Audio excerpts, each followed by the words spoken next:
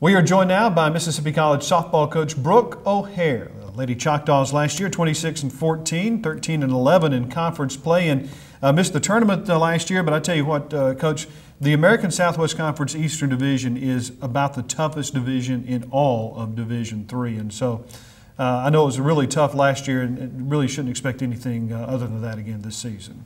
Right. You know, our conference, and we've said it for a few years now, is by far the toughest conference in the country. And really, you know, our division is the toughest division in the country. So with them only taking 3 teams to the conference tournament, it usually leaves out a very competitive team sitting at home when everybody else gets to go play in the tournament. Well, you've got some folks to replace from last year, most notably Courtney Nunn, who was the Eastern Division pitcher of the year last year, and Sarah Smaltz as well, who led your team in batting average. Those are some tough shoes to fill. Absolutely. You know, Courtney Nunn came on, and she was one of those kids that we expected it when she came in as a JUCO, and it kind of took her a little time to I guess, get comfortable in the conference and things like that, and really understand what she had to do to be competitive as a pitcher. And in her senior year, she just dominated. Came in, Kim Mason was actually the preseason pitcher of the year, and then Courtney ended up being the pitcher of the year. So, you know, she worked her tail off all year long to get what she deserved, and we were very honored to have her do that. To replace her, we have not quite found that just yet. You know, we've got a lot of freshmen and sophomores coming in this year, and we're still looking for people to step up to kind of fill both Kim and Courtney's shoes. And then when it comes to Sarah Smaltz, you know, she's got a big stick.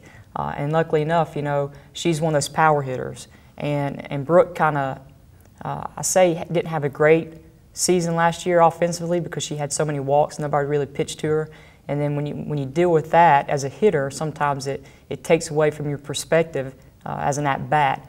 And but we finally, you know, calmed her back down, and I think she's going to actually pick up Smalt's, you know, batting average and RBIs this season. And we added some more speed, so our offense is going to change a little bit to kind of help, I guess, fill Sarah Smaltz's shoes. I would guess that from year to year, you really do have to kind of remake your team every year in softball, probably more so than in baseball or other sports. Yeah, I think it just depends. You know, with softball, you know, it depends on how we recruit, really. And we went and got a lot of JUCOs 2 years ago, so we lost a huge class last year. So this year, we really do have pretty much an entire, you know, new team outside of maybe 2 to 3 girls. And so we're looking forward to that, bringing in a, you know, youthful team, a very energetic and exciting team. But we do replace a lot, maybe more so than most sports. And you've got Macy Lee coming back. She's playing soccer, of course, right now, and now she'll come back and play softball.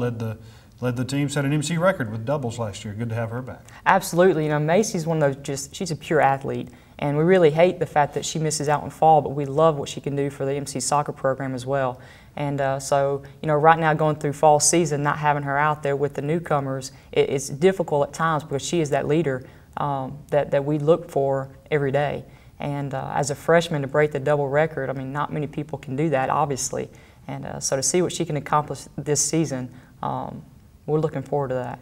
Tell us a little bit about what fall practice is like for the softball program. How many days are you allotted? Do you play any games? Mm-hmm. What's that time period like for your team? And what are you trying to accomplish during fall practice? Well, you know, this season, well, first off, we get 15 practice days in the fall and then 1 playing day with 3 games that day.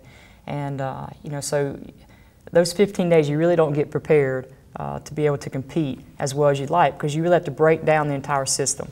You know, you go from fundamentals to terminologies to how you're going to run the system, and depending on how many newcomers you have, depends on how quickly you can go through those things. And with us this season having so many newcomers, you know, we're going extremely slow to make sure that everybody's on the same page, and then hopefully come springtime, you know, we won't have to, you know, backtrack and reteach a lot of these things. We can kind of pick up where we left off and continue to work for, you know, championships.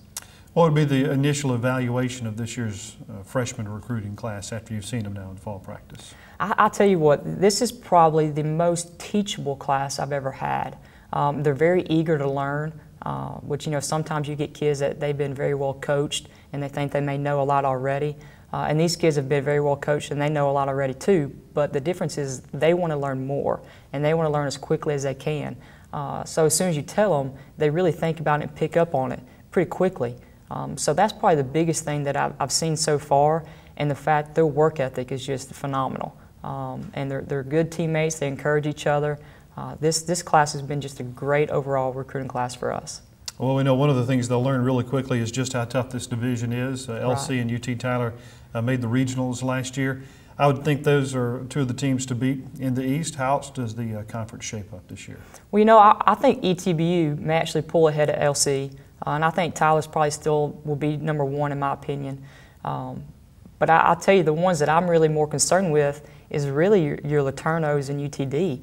Seeing the improvement they had last year with the new coaching staff that they brought in, it was a night and day difference programs between both of those two conferences. So I really don't know if there's going to be an easy game in our schedule this season. Well, you mentioned Dallas and Laterno. If I remember correctly, I think those are the last games on the schedule for 2013, at Dallas and then at home against Laterno. You got your first 4 conference games on the road and then that first pitch tournament. I think you're going to find out a lot about your team early on because of these road trips you'll have to take early on. Right, I agree. And before that, you know, we're going to Emory. And Emory, well, I think last year they were number 1 in the country for most of the season. A very dominating team year in, year out. So our first ball game, we're going to figure out what we're made of. Well, the announcement has been made, of course, here at Mississippi College that we'll be applying for Division II and been invited to the Gulf South Conference. And no, you weren't around during the Gulf South Conference days earlier, but you've heard all the stories. Give us your perspective on what this move would mean for the softball program if indeed we're accepted into Division II once again. Well, you know, I think it's going to change a lot of things. You know, I know we're going to be going from the toughest division and conference in the country with Division III into the toughest, conference in Division II. And so we're extremely excited about that because we love competition. I think the biggest thing that's going to change is the fact that we can actually give scholarships now. You know, with the type of athletes we recruit, we're battling already with your mid-level D1s and Division II programs that we'll lose a lot just because they can't afford to come to MC, whether this would be their choice or not. So I think that we'll be able to get those recruits in now and we'll be able to keep them. You know, we've lost kids just because of finances, their juniors or sophomore years, and that shouldn't happen any longer. And then to be able to go to a kid and tell them, you know, if you work for us and you do everything we ask, we're gonna pay for your education. You know, and that's a great gift to be able to give to somebody who's going to work for you in the program in the university the way that we expect them to. And as far as the competition, I mean, I think bringing in Division II will bring everybody in Clinton and in Mississippi, and especially at Mississippi College, into more of a family group, even more so than what it is now. You know, all the support and the fans are going to come. It's going to be unbelievable.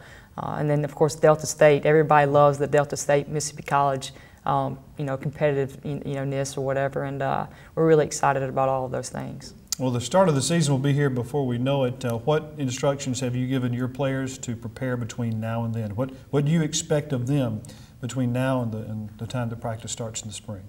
Well, as soon as we end fall ball, you know, we don't really get any more practice sessions or anything like that. So we just encourage them to keep going to the field. You know, just because it's a break on paper doesn't mean it's a break as an athlete. And to make sure that they're conditioning, staying healthy, going to the field, keeping their fundamentals up to par, and really, you know, being that support group with each other and holding each other accountable. So come spring season, you know, we'll be ready to play some good teams and hopefully go win some great ball games and some championships. Well, Coach, we appreciate you taking your time, and we wish you good luck for this upcoming season. Look forward to following you. Thank you very much. That's Brooke O'Hare, the 7th-year head coach of the Mississippi College softball program.